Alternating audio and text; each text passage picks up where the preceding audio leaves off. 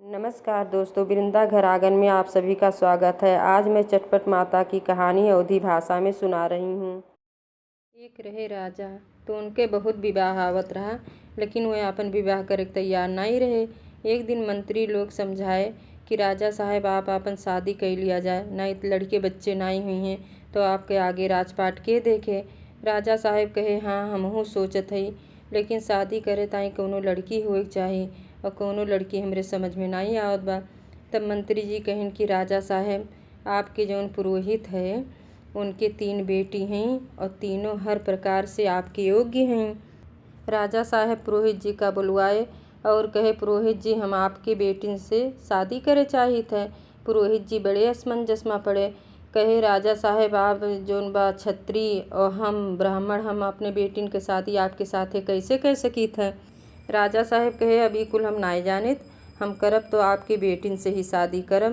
पंडित जी अपने घरे गए, भोजन पानी नाई के है, बहुत चिंतित हुई के लेट गए। तब उनके लड़की आई पूछी कि का है पिताजी आज आप काहे इतना चिंतित हो। तो कहे बेटी राजा साहब तोहरे सबसे शादी करे चाहते और ना तो हम उन्हें मना कर सकीत है और ना तोहरे सबके शादी उनके साथे कर सकीत है।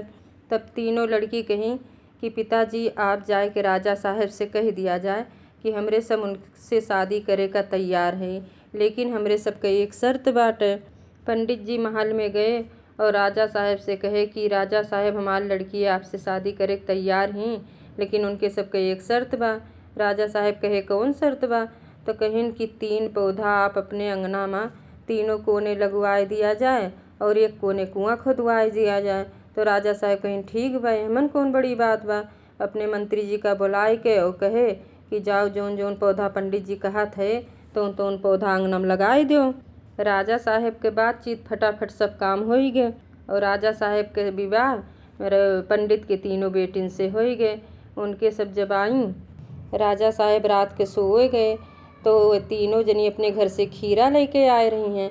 तो एक जनी खीरा काटे लगी, एक जनी छिले लागी और एक जनी नमक लगाए के राजा खवावे लागी।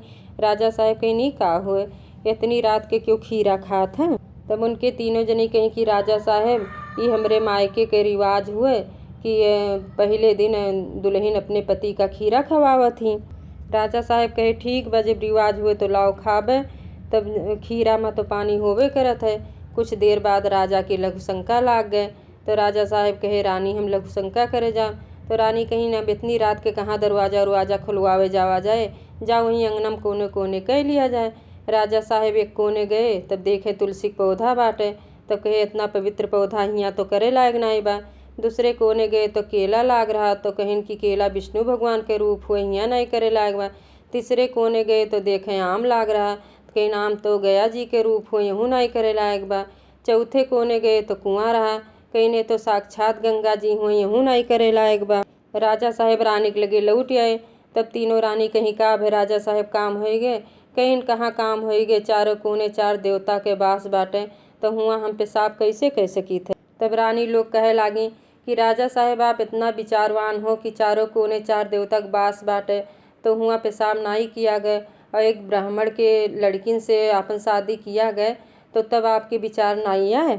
राजा साहब कहे हमसे बहुत बड़ी भूल हो गए और हम अभी तक तोहरे सबका छुए नहीं ही और न आगे छुअब, और हो सबेर हम तुम्हें तोहरे घरे पहुँचाई दियम। तब तीनों रानी कहे लागी कि राजा साहब अब तो हमरे सबके माथे कलंक लागिन गए बा कि हमारे सबके शादी आपके साथे भय, तो अब हमरे सबके जिए व्यर्थ बा। और तीनों जनी वही कुआं में कूद गई।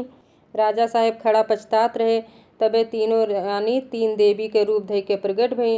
राजा साहब कहीं आप लोग के हो, तो कहीं हमरे चटपट माता बोली कि हम चटपट माता हुई और ये दोनों जनी हमार बहन हुए अवसान माता और संकटा माता। और राजा साहब हमरे सब आपका माफ़ कर दिया गए, जावा जाए आप खुशी मन से अपन राजपाट संभाला जाए। और आपे नहीं चाहे जे दुख के समय में हमरे तीनों बहन में से केहू का याद करे तो हमरे सब आय के तेकर संकट दूर करम और ओके सब मनोकामना पूर्ण करम।